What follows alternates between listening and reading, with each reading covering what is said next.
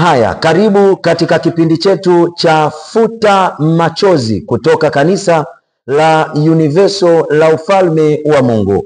Kwa hiyo ninapenda kukukaribisha uweze kusikiliza hichi ambacho nitakwenda kuzungumza kulingana na Jumapili hii, tukio tutakalo kuwa nalo la kwenda kuyabariki maisha yako, ya kwenda kubadilisha maisha yako. Sikiliza, haijalishi dunia imekufanya nini, haijalishi matatizo uliyokuwa nayo, lipo tumaini kwa ajili ya maisha yako. Kwa hiyo ninayo ahadi ya Mungu kutoka kwenye kitabu cha Zaburi 146 mstari wa 7.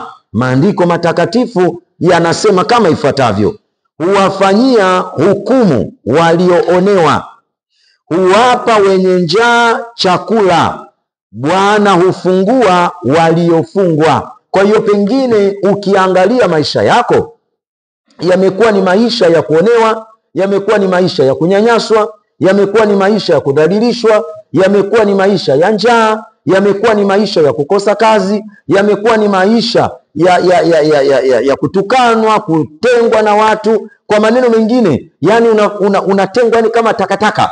Lakini Biblia imeweka wazi kwamba Mungu yeye huwafanya hukumu walioonewa, yeye huwafungua wale waliofungwa. Ndio maana tunakukaribisha Jumapili hii, kama utakavyokuja, Mungu atakwenda kufanya hichi alichokiandika katika neno lake. Napenda kukukaribisha Jumapili hii saa 4 kamili asubuhi, ambapo itakuwa ni ibada ya wewe kujazwa na Roho Mtakatifu, ya wewe kupokea amani, ya wewe kwenda kupokea uponyaji, ya kwenda kufunguliwa milango yako ambayo imefungwa maishani mwako. Kwa maneno mengine, ufutwe machozi yako na upate furaha katika jina la Yesu Kristo. Narudia tena, haijalishi dunia imekufanyia nini, bali Yesu atakwenda kubadilisha historia ya maisha yako. Amini hivyo na itatokea. Kwa hiyo tunapatikana wapi? Kanisa la Universal la Ufalme wa Mungu, makao makuu, barabara ya Nyerere, jengo la PSSF Plaza, kituo cha banda la Ngozi. Hapa ndipo tunapopatikana makao makuu. Na kule Yombo Vituka tunapatikana Lumo Mwanzo, barabara ya Falkland kwa Masai muuza maji.